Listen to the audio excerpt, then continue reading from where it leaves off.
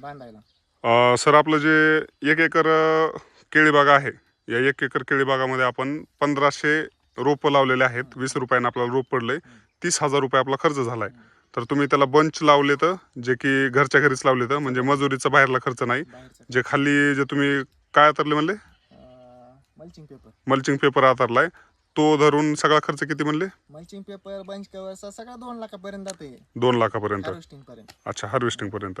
तर 5.5 महिन्यामध्ये आपली केळीचं जी आहे ती वेन झालेली आहे. तर खूप छान पद्धतीचं जे काही तुमचं नियोजन आहे आपण पाहिलं. या ठिकाणी आपल्याला CCTV कॅमेरा पण आढळला.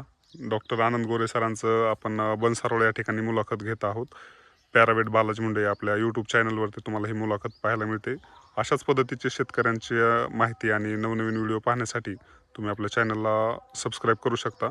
तर डॉक्टर साहेब मनापासून धन्यवाद. तुम्ही जे काही माहिती सांगितलेली आहे म्हणजे रोपा आणण्यापासून मल्चिंग वगैरे जे काही खर्च आहेत ते सांगितलेलं आहे. तर डॉक्टर साहेब किती बाय किती अंतरामध्ये तुम्ही हे झाड लावलेले आहेत? 5 बाय 6 अंतर आहे. 5 बाय 6चं अंतर आहे. तर 1 एकरमध्ये 5 बाय 6 जर लावला आपण तर एक 1500 झाडं लावतात.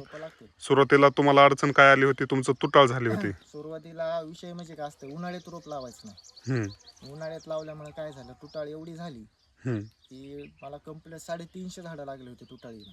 तर त्यावेळेस तुमच्या मनात आलं किंवा रुटर फिरवल्याला बरं, पण हे असं खर्च बरं परत करणं सोपं काम नाही. कारण मजुरी बी होती आणि काय होतंय, आता आपली तुटाळ झाली, तुटाळ काय आपल्याला लगेच जाणवत नाही. 5-6 दिवस जाते तुटाळीला. आणि तिथून पुढे आपल्याला नियोजन, रोप काय पुन्हा कोणी आणून देत नाही आपल्याला इथे कंपनीवाला. आपल्याला जाऊन तिथल्या स्पॉटला, आता पंढरपूरला आपण जाऊन रोप आणले होते बनानाचे हाऊसचे. 350 रोप आणले होते. ती बी 20 रुपयालाच रोप पडलं होतं आपल्याला जागेवर. आणण्यापासून काय होतं, तुटाळ लावली जी, आता ही तुटाळ आहे समजा, ही तुटाळ आल्यामुळे काय होतं, आपली जी एक समान येण व्हायची का ती होत नाही. त्याच्यामुळं विकताना पण प्रॉब्लेम होते. त्रास होतोय. कारण व्यापाऱ्याला लागतंय, एक गाडी आली म्हणजे 10 टन माल लागते त्यांनी एका गाडीला. अच्छा. आपला जर 10 टन जर माल जर होईना झाला, व्यापारी काय करता, आपला भाव कमी पाडून मागतोय.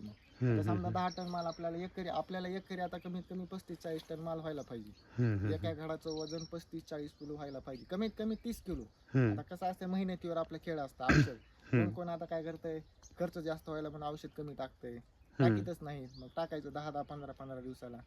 खर्चाकडे बघितलं की जी फण्या जी असतात ती फण्या कमी लागतात. मग पुन्हा होतंय, ग्रोथ कमी होती फण्याची. मग ती लांबी जे पोसायचंय ती पोसत नाही, काय होत नाही. मग पुन्हा व्यापारी आला की मग कमी भावात घेऊन जाता येते.